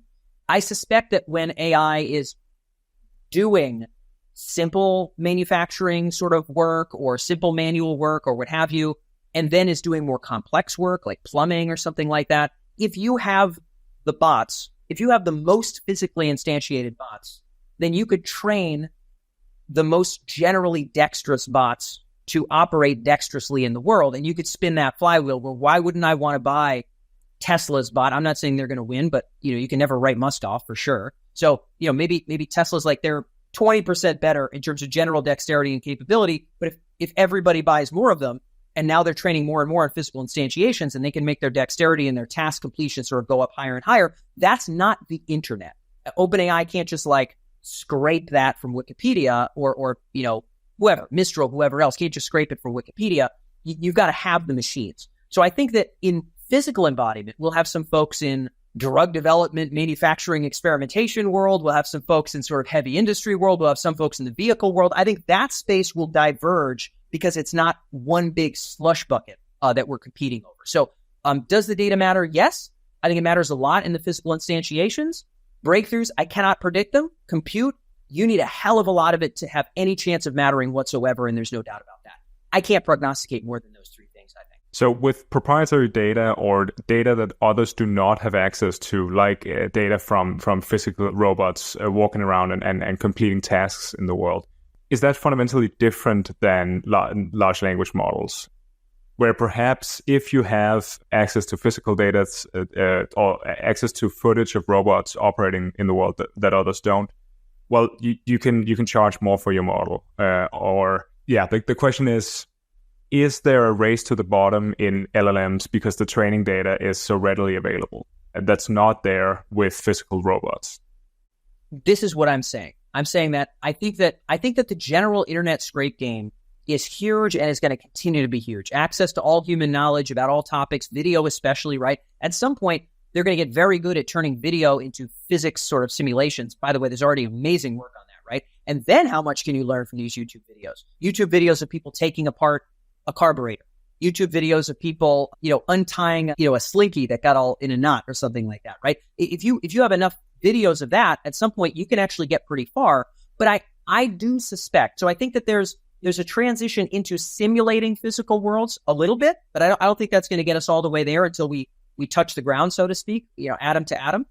But I do think that there's more differentiation in the embodiment side. So I think there's going to be biped, work at home kind of robots. I think there's going to be the vehicle game. I think there's going to be the airborne game. There's folks like Shield AI doing these autonomous, pilots that we've had on the podcast, raising a ton of money for that kind of stuff. I think that's going to diverge more than a commonly accessible slush bucket. And I think we will find more and more companies. I would suspect this would happen. I would be surprised if it didn't at all. We'll find more and more companies trying to carve out data that's not internet accessible, but is really important for general capability. Maybe it's information about drug development. I don't know. Maybe it's information about certain user and buyer patterns within insurance products or something like that, that for some weird reason is just not a publicly listed thing. There will be companies collecting and aggregating that from multiple players and then selling that as some meta source that people can train on. There will become markets for these sort of like, hey, you can't just scrape this stuff sort of data. There'll be more and more of that. But I do think if you can dump it into an LLM, I think there is less general advantage value to it. I think the embodied value will be greater, at least for the next 5 to 10 years. My current supposition is that will be a place to differentiate more. And it won't just be biped robots. Like I said, it'll be many other things. And why is it that we can't train on YouTube videos or other videos and then get all the way there via simulation? Why is it that you think we have to kind of connect with the actual physical world? Well, I think there's way smarter people here than I, right? I'm a business model, market impact, P&L impact of AI in the big company guy. There's folks like Danny Lange that were running AI for Amazon for a while. And there's people like that have sort of been working on this stuff for decades that probably have a very firm opinion. My current, let's call it non-technical understanding, which probably means I shouldn't talk about it, is that there is granularity and nuance to how this kind of robot actually would grasp this kind of an item and exactly how it would affect the rotors when it turns over to a side, with certain timing, under certain temperature conditions and all kinds of stuff that we can't atom for atom replicate. So we might be able to get general ideas and decide what experiments are worthwhile or which ones are not. But we've got to see if that stuff carries to the real world. And there's not 100% fidelity there. So my current understanding is that is the state of affairs. But again, as a non-technical guy, that's about as far as I can go on it. But hopefully I think that suffices. So what do you think are the main bottlenecks? We've talked about training data and how there might be some capabilities that you can only get if you have physical robots walking around and collecting data for you. What about energy use, for example? Could training data centers be limited by their enormous energy consumption? Absolutely. I mean, we could go on and on here, but I think, look, where do you want to put your money? I'm not much of a betting man. My investments are very boring. My risky investment is called a business, which is a pretty risky thing. And everything else is in like really boring ETFs. I'm not like a guy that has I have this much NVIDIA stock and I balance it exactly against Facebook in this way. Like I'm not even there just because I want to spend time, running the business. But if you were a betting man, geez, you'd want to look at whoever's generating power, whoever's mining metal, whoever's building and running data centers, whoever's creating AI hardware people are actually going to use. That the latter caveat's a little bit tough, but AI hardware by itself is obviously going to pop off. And you'd want to look at the giant tech companies that are going to wield the majority of this data in a huge panoply of applications beyond the scope of current technology. So that stack I just articulated, all the way from grinding nickel out of the earth or gold out of the earth, all the way up. I think the dollars in the world are kind of going to go into that because the human experience, I think, is going to go more and more into virtual space pretty much exclusively if we aren't, ended by AGI or AGI related conflict. And so things are going to become more and more virtual. This is the power game, the substrate monopoly, as I refer to it. It's a Googleable term, substrate monopoly. This is the power game. So whoever owns the substrate that houses the majority of kind of human experience and activity is likely to hold the substrate that has the strongest AI, is likely to have the best runnings for kind of ruling the earth or birthing the sand god. So that's a substrate monopoly. Power is a huge limiter. It would not surprise me at all, Gus, if either through proxies or in some direct way, we saw big tech beginning to kind of get into investing or getting more involved in energy itself, like securing sources of energy, not just relying on a grid that exists because it's not going to sustain the data centers we need. Maybe even securing water for cooling. There's going to be a lot of bad PR effects about that, so they got to be real careful about how they pull that off. Might not be good to stamp Microsoft's logo on it. It'd be great if you could have a consulting company do it for you or something, but you got to secure some water maybe. Maybe even there's going to be investments in companies that are mining ores. Maybe there's even going to be some substantial investments in that stuff. So I would expect we're going to see these bigger companies put their tendrils deeper into the origin of where their advantage is going to come from, which is going to be from kind of power and from these materials and hardware that are going to be made from those materials. So are these advantages? Yes. I think big tech is absolutely going to keep securing that stuff. I think the US is doing some reasonably smart things to kind of keep a bit of that advantage for the States versus China. But to your point, Gus, without a doubt. What we see is that for each state-of-the-art training run, we have to spend more money on compute, and we have to spend more money on creating or running the training run in general. And so we're not, I think, at $1 billion training run yet, but perhaps we soon will be. Do you think this game of creating state-of-the-art models will be limited by money, that no entity has enough money to do the say train GPT-8, say? Yeah, look, there's folks that are really familiar with like the physics of hardware and the Moore's law is going to stop because of this, that, or the other thing. I can tell you right now, just interviewing, if I just think about the last 6 months, AI leadership at like an SAP, a Salesforce, Cruise. So Cruise does the autonomous vehicles. Their head of AI is Hussein Mahina, CTO of Data Robot. If I look at a ton of these folks and I figure out how are they thinking about compute moving forward, there's pretty clearly a demand for AI hardware that's going to sustain. There's a market and some efforts around trying to repurpose CPUs to run AI workflows.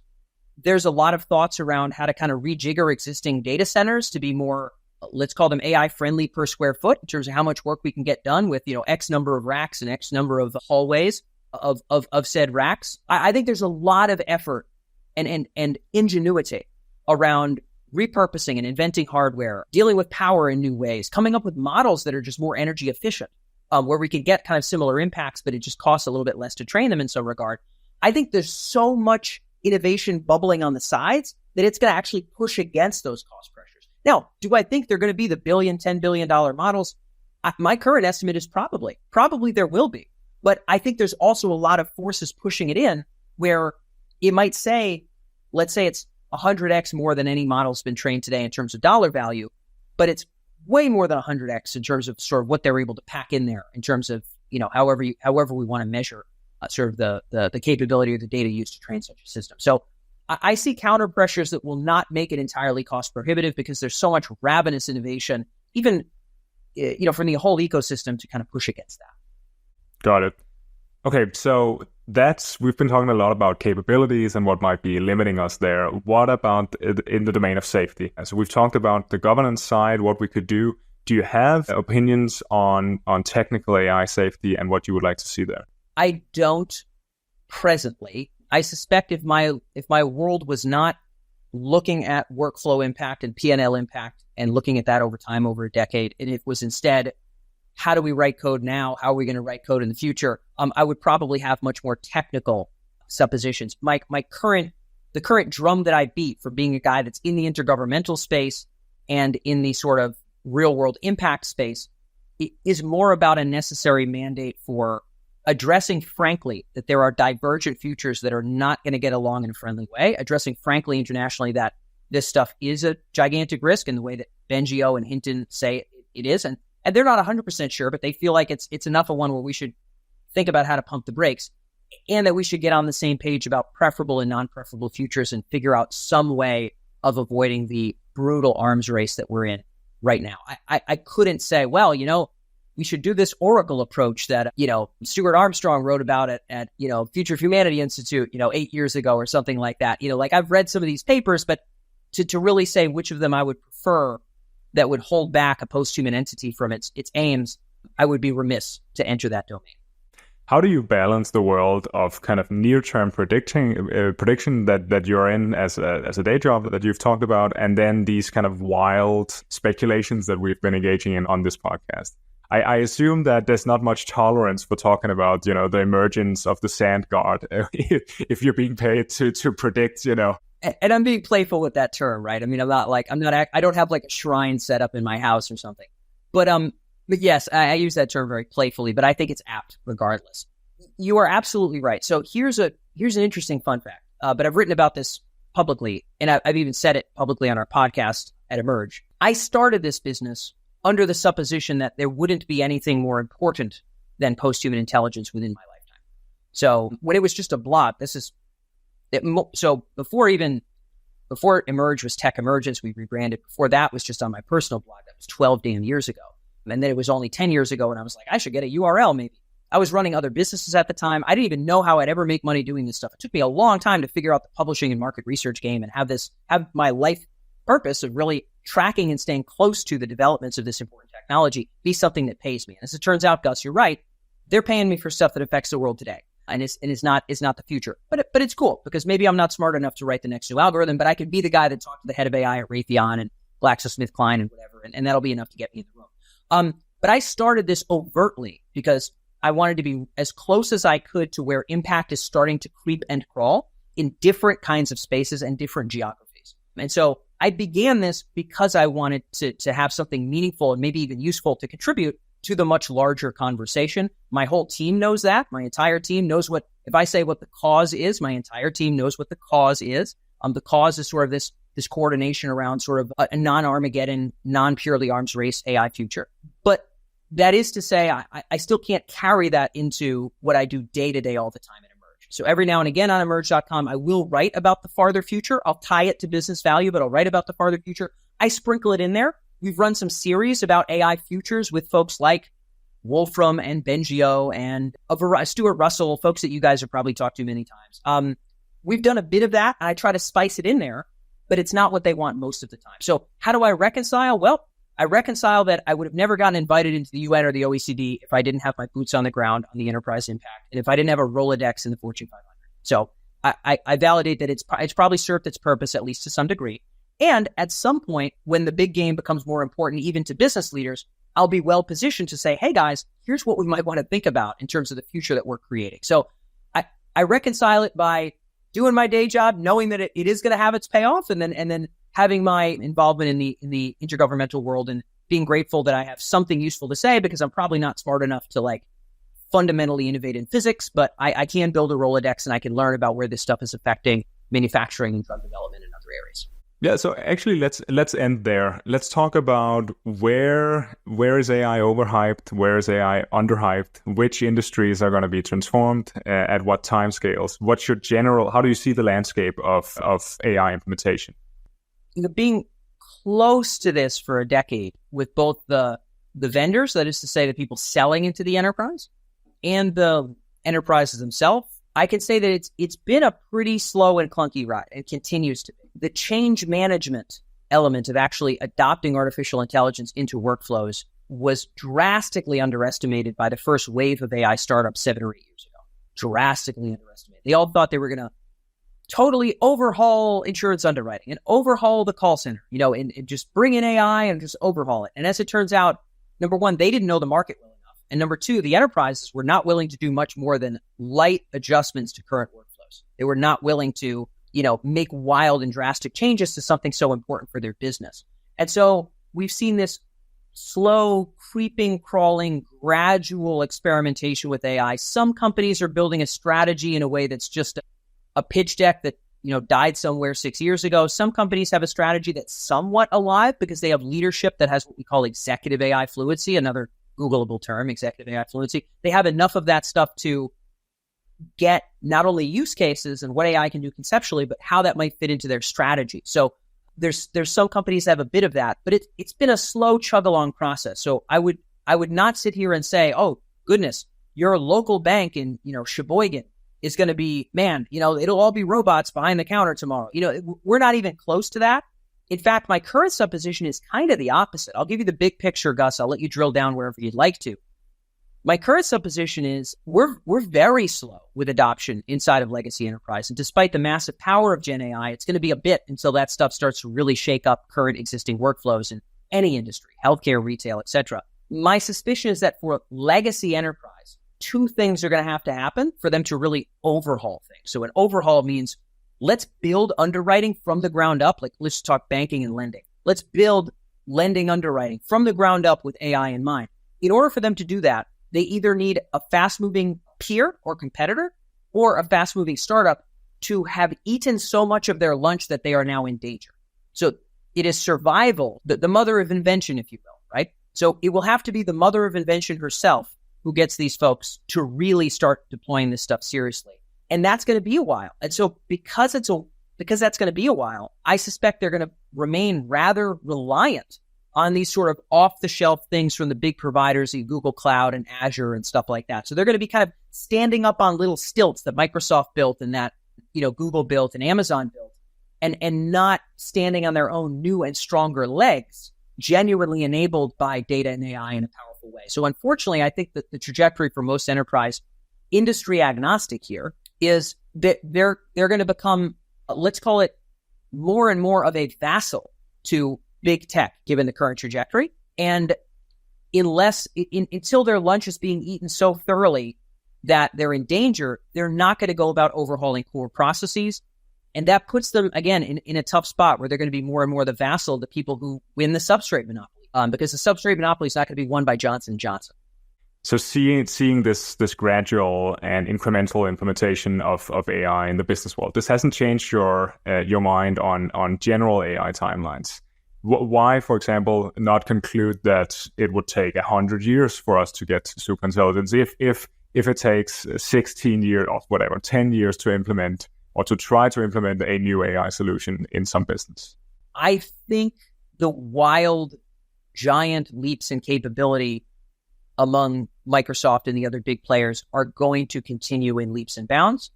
I think that new ventures are going to be spun up because, the great race for who can have the final flex, right? Who can have that 2 months or 2 years of sort of ruling the world before the machine consumes you, or maybe it doesn't consume you. You just get to ride it like the God Emperor or whatever. The great race to that substrate monopoly is going to be seen as the only game in town. There will be a singularity for ambitious people and for ambitious companies where it's sort of, we're either controlling or creating this thing, or we're not even in the power game. So there's going to be more and more competitors there. And the players that are on the field today already are going to be driving more and more forward and forward. I think even if all the other dinosaurs start to kind of crumble and fall apart, again, they'll be kind of built up with stilts from big tech, who doesn't want to get involved in utilities and doesn't want to get involved in healthcare. But while the healthcare companies are falling apart, I'm relatively optimistic that they'll be able to find a way to kind of, keep the Band-Aids and the duct tape strong enough to kind of hold them together. But I see those major players as still really pushing things forward. My supposition was never that the sand god would be birthed in the basement at Wells Fargo. It was always that they would simply be ones that are funding and helping the growth, but it really will be those core innovators that are driving it forward. So I happen to believe both. Legacy enterprise, it's going to be a real tough game. It's going to be slow. A lot of them are going to go the way of the dinosaurs, and they're not going to innovate until they have to, and they're going to increasingly become vassals to big tech. And big tech, I think, could be less than 10 years from birthing post-human intelligence. Yeah, there's something funny about thinking about, a bank trying to implement some AI solution while Microsoft or whatever is training an AGI, basically. Yes. So does this mean that the stock market is going to be driven increasingly by changes in big tech, and it's going to be more like the S&P 7 and not the S&P 500 that really matters? I believe this is the trajectory we're on. I believe that it may be the case that antitrust, as it was written in the era of Rockefeller himself, is woefully unsuited to what we're dealing with right now. It may also be the case that breaking up these companies is not the right move. I don't have an opinion on that. I'm not an expert actually on the pros and cons of antitrust law and how it applies to big tech. There's people that have written books about that. I'm sure you've interviewed some of them. But yes, I very much believe so. I think, again, get metals out of the earth. Hard to differentiate how you do that, but it'll be valuable. Produce power. There are some ways to innovate there, and I think we will see some innovators in that department. AI hardware. Well, there's a company that starts with an N, whose valuation happens to be slightly higher than it was 4 years ago, thus.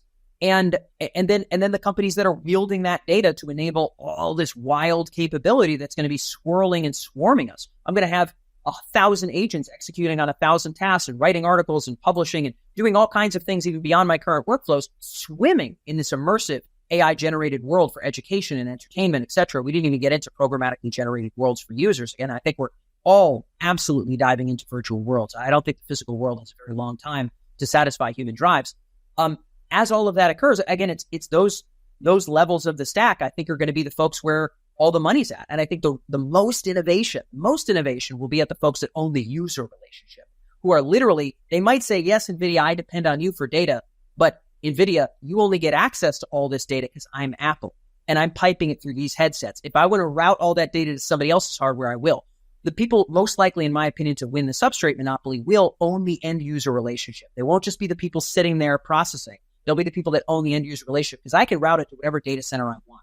So I think the most innovation power is high on the stack. The least is low on the stack, which is, digging nickel out of the ground or gold out of the ground or platinum or what have you. But that whole stack is, I think, increasingly where the cash is at. The data center world is obviously part of this as well.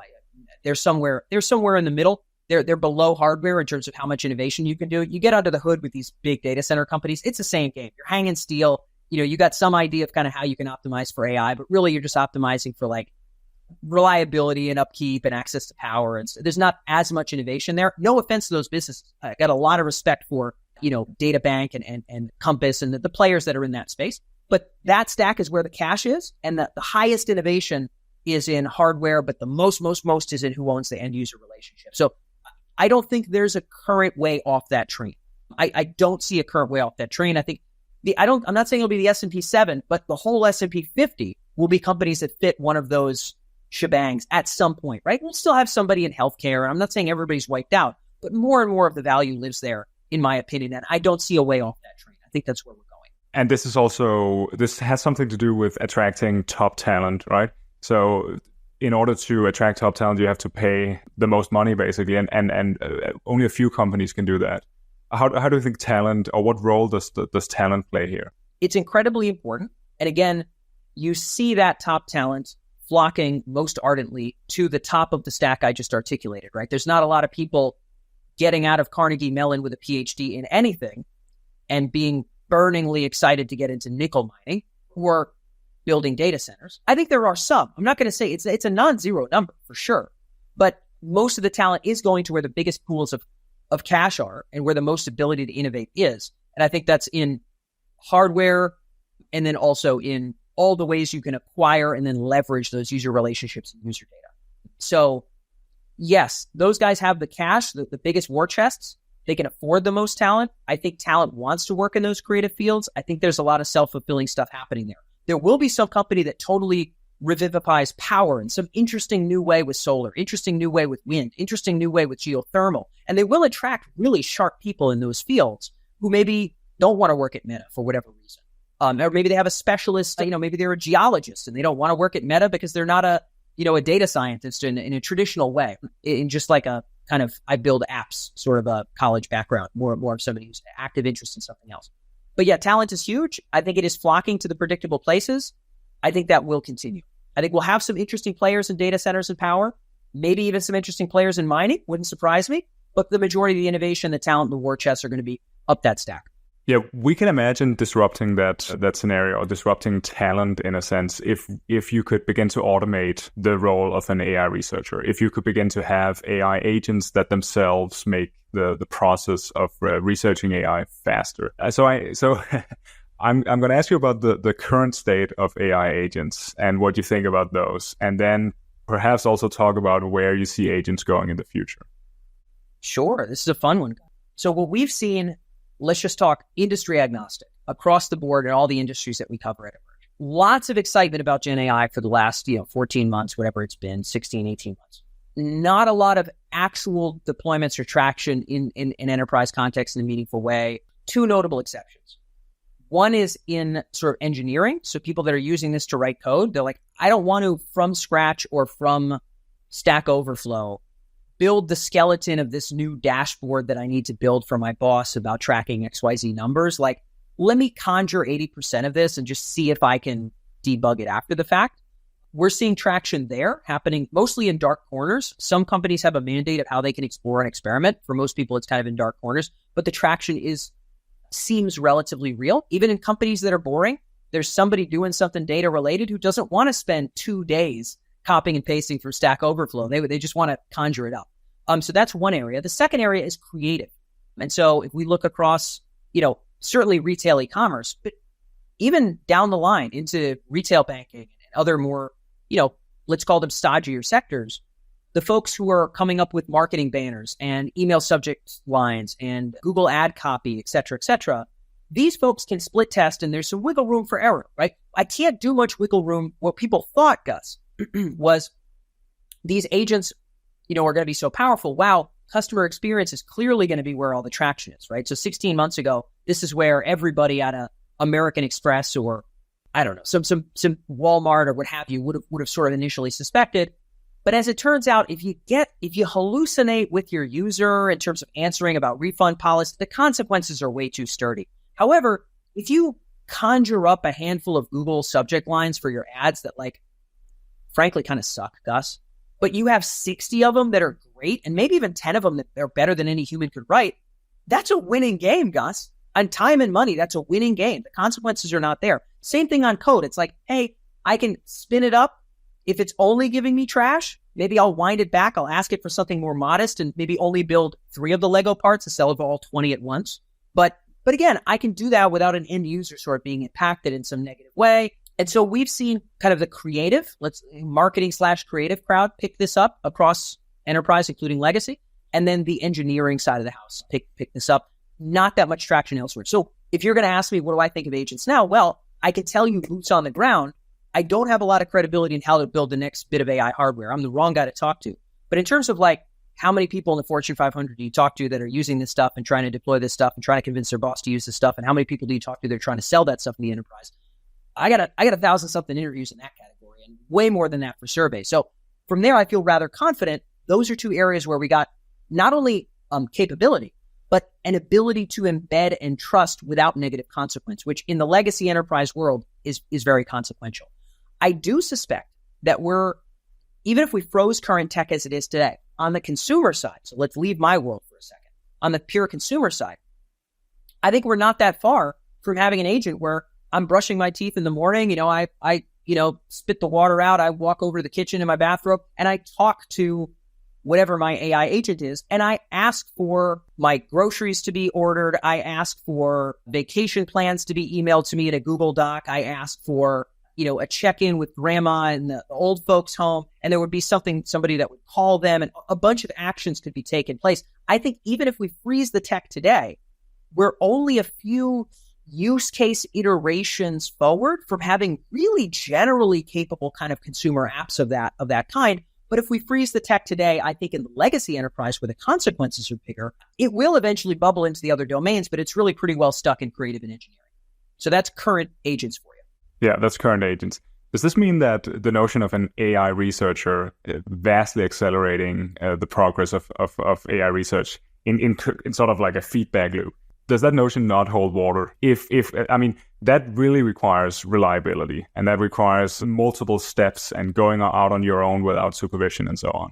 Even if we freeze the tech today, I would suspect that if we talk to many, probably not all, many of the really, really smart folks at OpenAI or DeepMind or wherever we want to go. We have Dilip George from DeepMind coming on the show pretty soon, episodes. You talk to these folks. I would guess if I was like, hey, Dilip, people are trying to come up with new breakthroughs to solve the next level of protein folding or whatever issue they're working on now. I would be somewhat shocked if 0% of their iteration process involved a conversation with an LLM, a set of questions, an ability to search and conjure information faster than Google searching and copying and pasting into a document somewhere. I would be shocked if there isn't a bit of brain augmentation on a very light level with those tools. So I would suspect on a ideation, hypothesis testing, what's been done before, information retrieval side, already I would suspect the most cutting edge teams are pretty well eating their own dog food in terms of using this tech. I think that to get to a place where an agent could say publish a paper, say write a machine learning paper and publish something publishable, something much beyond current capabilities. Yes. If we could publish something, we would hope it wasn't just wild hallucinations. Although, Gus, unfortunately, a lot of what's published is already wild hallucinations. I come from the world of psychology originally for grad school, and I can tell you there's a lot of hallucinating happening in that field. Social science is wacky. But in any science, I think we've got a lot of hallucinations from human beings and a lot of cooked up data. Daniel Ariely's hoopla he's going through, that there's a lot of stuff in that space. But yet to be able to publish a paper that people would, even knowing it was AI, respect and maybe learn from, I think we're a little ways away from that. But to say it doesn't hold water, I wouldn't feel strongly about that. I think right now maybe it doesn't hold water. I don't know if GPT-5 could somewhat easily do some levels of that. I suspect that when it comes to breakthroughs in hardware and software around AI, or in the sciences broadly, we're mosely going to have kind of the centaur model of, the human and the horse together sort of deal, right? Where we're gonna be kind of combining the two. I think that will be the norm for a good bit. I don't foresee us in 2 years being like, man, OpenAI can just pretty much lay everybody off. I think steering this stuff is with volition and with intuition and with knowledge of the market and the boss's mandate. There's so much context in the steering and deciding around innovation that doesn't just exist in what you can scrape on Wikipedia and put into a prompt. That context-rich ecosystem of direction of innovation, impact of innovation, I don't think is fully housed inside of these models just yet. But I think it will have credence relatively soon. And I think that fooming scenarios should not be written off laughingly. I think fooming scenarios seem, I'll disagree with Hansen, I guess, somewhat likely, in my opinion. I don't think that self-improvement is going to be impossible. Makes sense. Daniel, thanks for talking with me. It's been a real pleasure. Gus, hey, glad to be here.